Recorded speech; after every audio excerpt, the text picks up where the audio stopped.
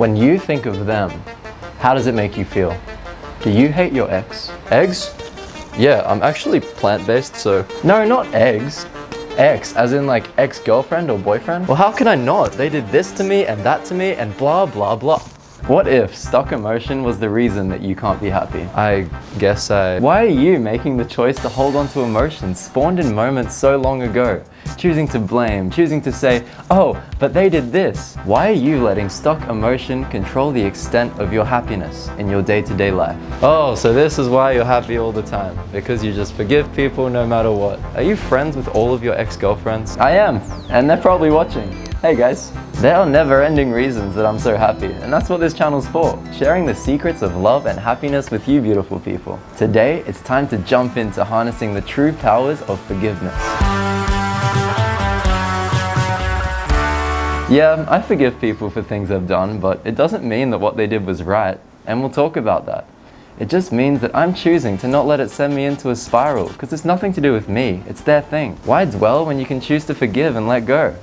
This gives you the power to then resolve relationships and situations with a clear and open mind and a sympathetic perspective.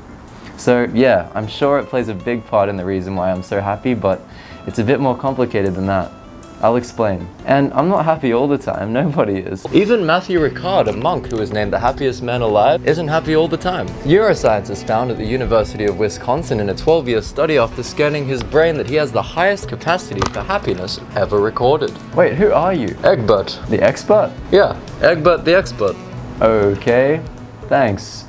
This is the vibrational scale of emotions. At the top, love, joy, peace, enlightenment. At the bottom, grief, apathy, guilt, shame. The order of the scale kind of makes sense, right? Oh, Derek, do you mind just leaving this on the screen somewhere for the next bit, please? Thanks, man.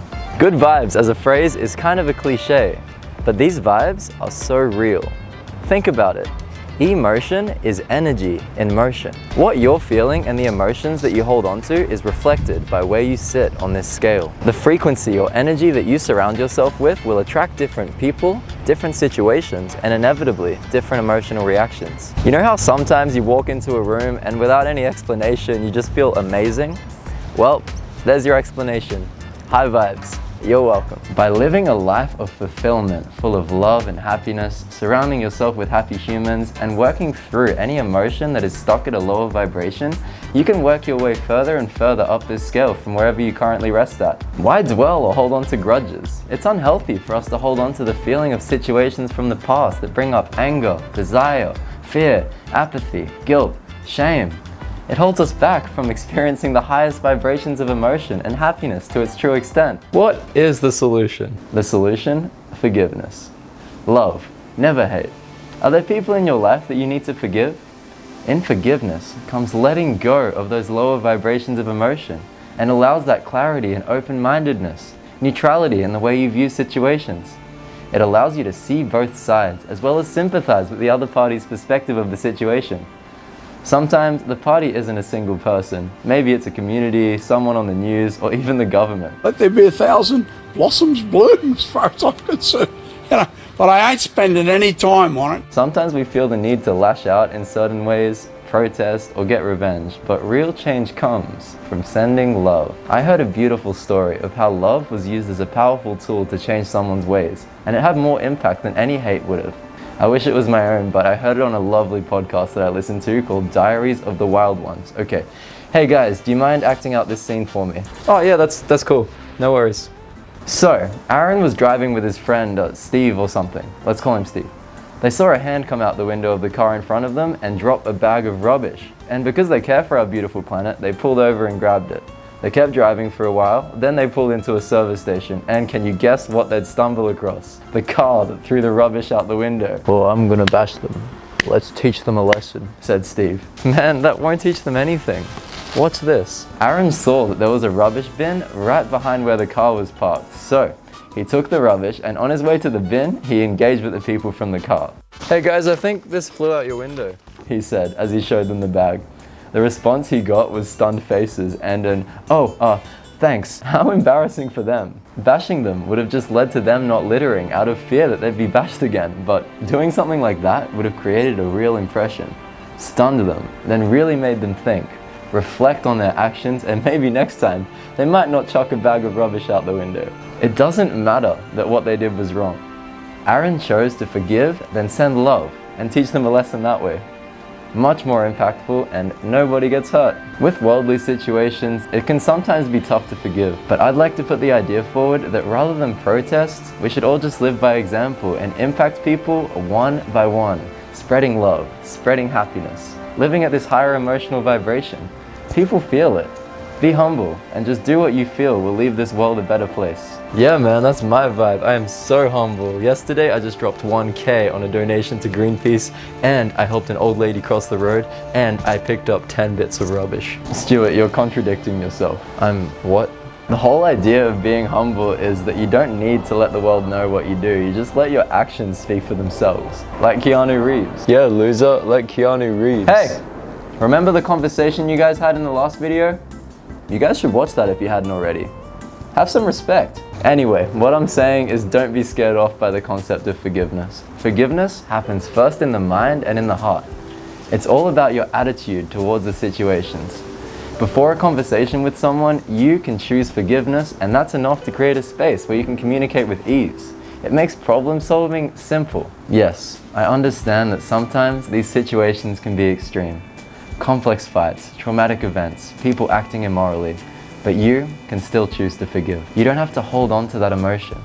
What they're doing is their issue. Are you going to let them impact the way you're feeling every single second of every single day, or would you rather be happy? I know what I'm choosing. I'd rather be happy. Observational studies and even some randomized trials suggest that forgiveness is associated with lower levels of depression, anxiety, and hostility, reduced substance abuse, higher self-esteem, and greater overall life satisfaction. Yeah, that's what I've been saying the whole time, but are you saying that science proves that all of what I'm saying is right? Yep. Well, how about that? Okay, so I had an ex-girlfriend who cheated on me, and that's why we broke up. So how am I meant to forgive her? Yeah, and my jealous ex-best friend deleted Doodle Jump from my phone, and my high score went away. Wait, and you guys aren't friends anymore because of that? Yeah, okay. So for both of you guys, the answer is simple, but doing the work might take time. Be kind to yourself. Here's how to heal. Firstly, recognize the importance of how forgiveness can instantly improve your inner world and take away the power that the other party has over you. Second, as tough as the situation may be, even if it isn't your fault, accept that it happened and that now it's in the past. Third, sympathize. Put yourself in their shoes.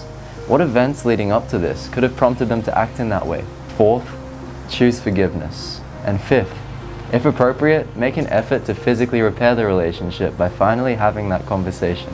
Sometimes the person who wronged you won't want a bar of what you have to say, but that's okay, because now you've healed and found a way to let go and move on. In this situation, you can simply write a note of forgiveness addressed to them and then tear it up or burn it, and that's more than enough to change your feeling towards the situation. Okay, so now you know, forgiving others is powerful, but you know, there's one person that you might have forgotten to forgive, and that person is you. Forgiving yourself is so important for self-love and acceptance.